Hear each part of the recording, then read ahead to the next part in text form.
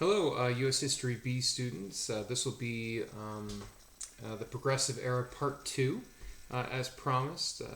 This should be uploaded on the YouTube channel. You can take a look at it and keep going on with the guided notes. In the back of the page, the digital page, you'll see the section says Triangle Shirtwaist Factory.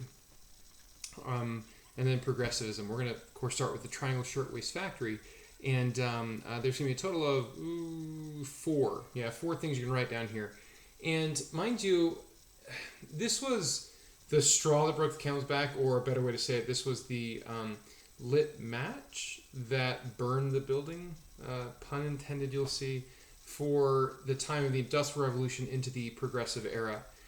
So be aware that while I give you this example, this wasn't the only thing. This was a litany of other things that happened to be an impetus or a precursor for the era of progressivism. And we'll explain what that is in just a second.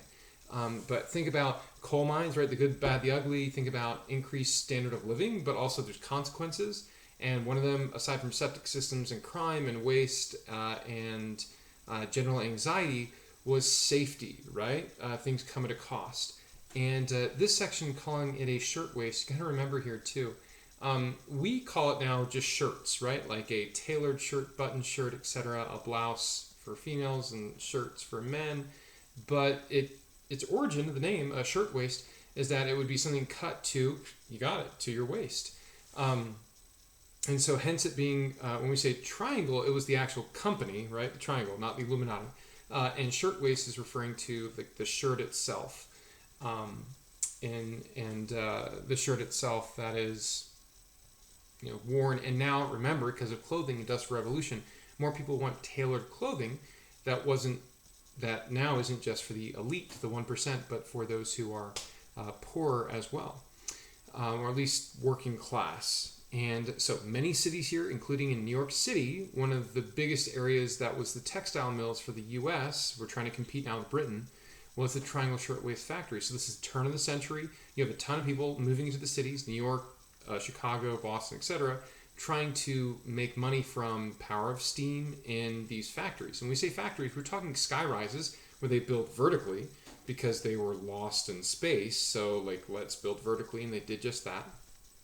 And upon building vertically, safety codes were non-existent because you had floors and floors and floors. Usually, think of it this way, a big a steam mill, if you will, burning coal, etc., in a foundry-like basement, that would then be churning and spinning different wheels throughout the whole building. And it might have a smokestack coming out of it, expelling it, but it might not. And it increases in sweat and heat and discomfort. Hence the name sweatshop, right? That's where it comes from, is poor safety conditions in these areas that are building consumable items are called sweatshops because of that. Okay, so it's called sweatshop, and that's the origin of it. Let's take a look at this Triangle Shirtwaist Factory. So the first thing you're going to write down here is a textile mill owned by Blank and Harris. It's not a fill in the blank. That's the name of the guy, Blank and Harris. A textile mill owned by Blank and Harris was located in the heart of New York City. Blank and Harris, those are the two owners. And they own it, and they're, among other buildings, they're making money off of textile mills, right? So, sounds good. Floors and floors and floors. So, we're talking about a skyrise, if you will, by that times measure. And the second thing you're going to write down here is on March 25th, 1911, a woman flicked a cigarette that was lit, right? She flicked a lit cigarette onto a pile of clothing scraps. She flicked a lit cigarette onto a pile of clothing scraps. Now you got to remember, there's no safety protocols or measures. To this day, we have FDA and EPA, DCFS, all these programs that protect ourselves from ourselves, right? It's too much waste, unsafe conditions. Heck, like you go to an amusement park and there are so many safety precautions built into that. This is no different. Or rather, it was drastically different in that they didn't have anything like that. So what would happen in these textile mills is they would have no regulated hours, and so people would just be working 18-hour shifts all the time, 7 days a week.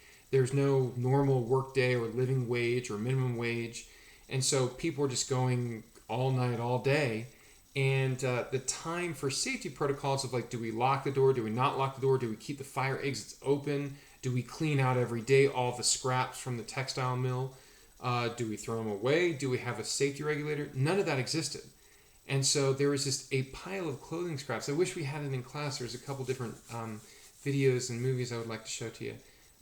But you can see all these stacks of clothing, bits and pieces of articles of clothing throughout the place. And they had like their fire drill was literally like a bucket of water that was just being hung on the wall. That's it.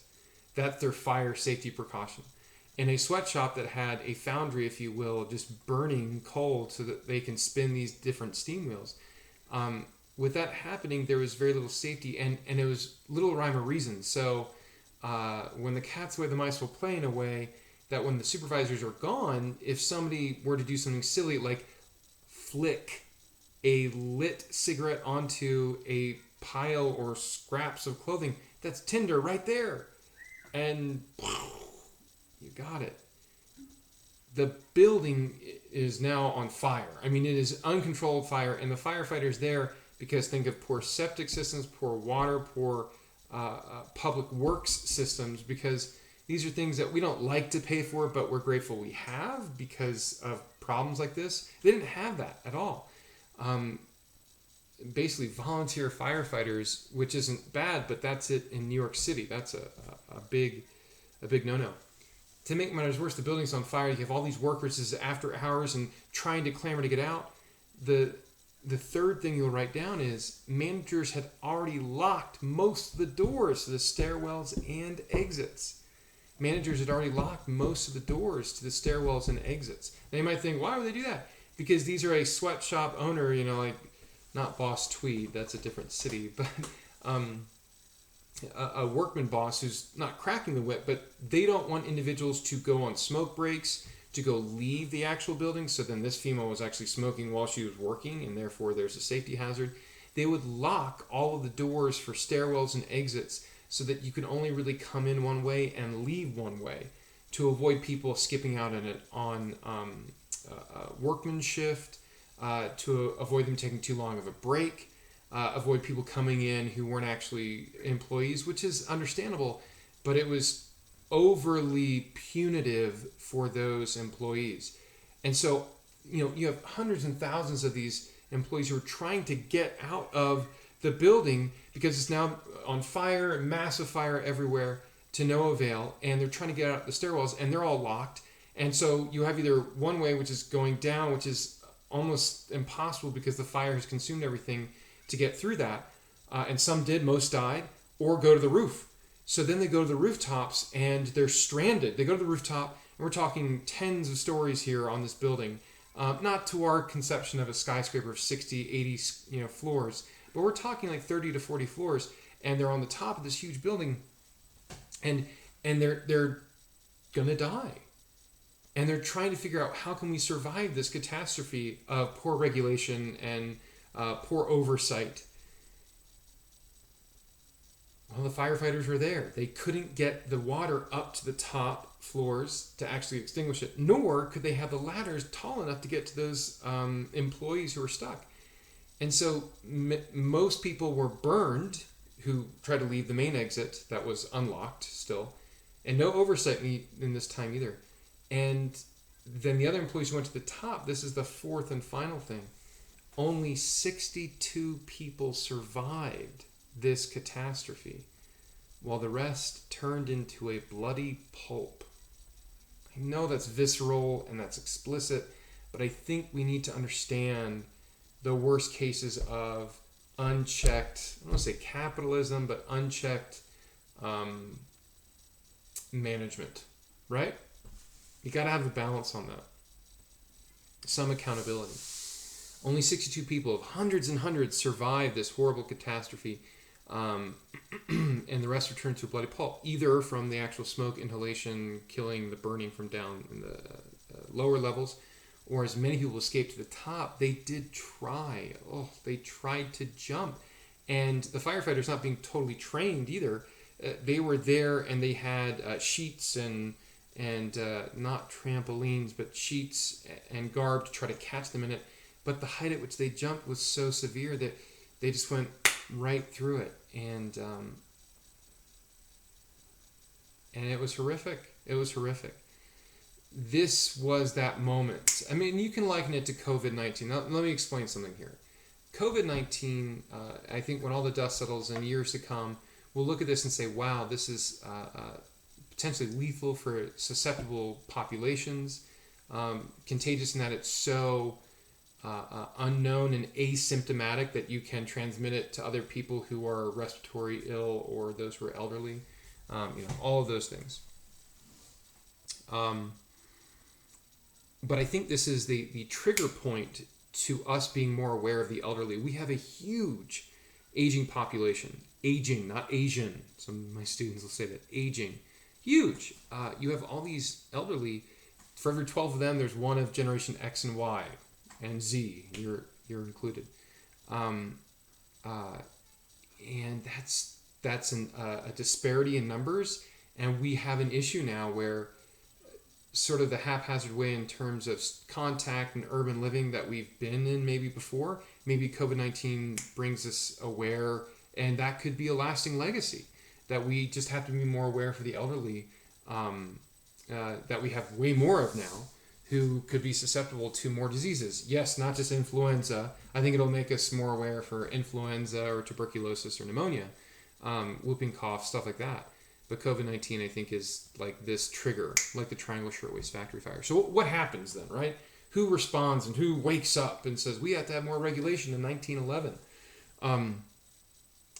Under the next section of progressivism, we'll have one thing, so sort of keep it like this. We'll have half of the space will define something, and then the second half will be a subsection we will call Welcome to the Jungle.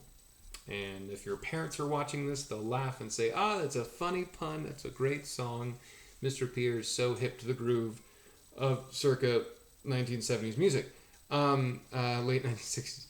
Welcome to Jungle. No, I will not break down a rendition for you here.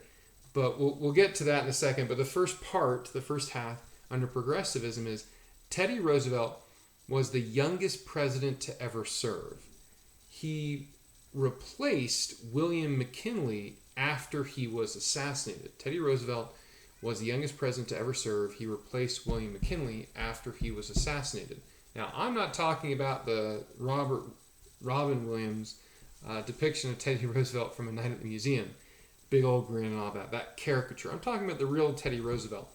A little background on him. He was a transformative president. One of my mentors, this is his favorite president because he bucked the trend.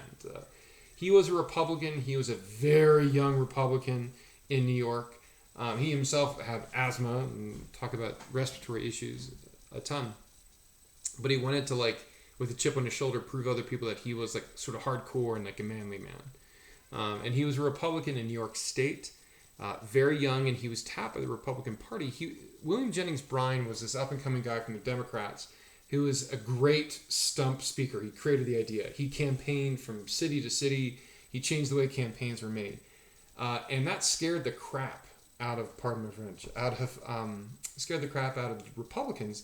So they decided we need to have, like, counter his William Jennings Bryan on the Democrat side charisma with a guy named Teddy Roosevelt as the VP. William McKinley was his old dude. He was old white dude, typical, turn of the century Republican, smoking a stogie, out on his front bench and like, William McKinley. And he was elected president partly because the establishment the Republicans had, but also TR was like the running mate of, hey, but look at this young and up-and-coming guy who's sort of kooky, fought in some wars, and he's sort of a rough rider. All right.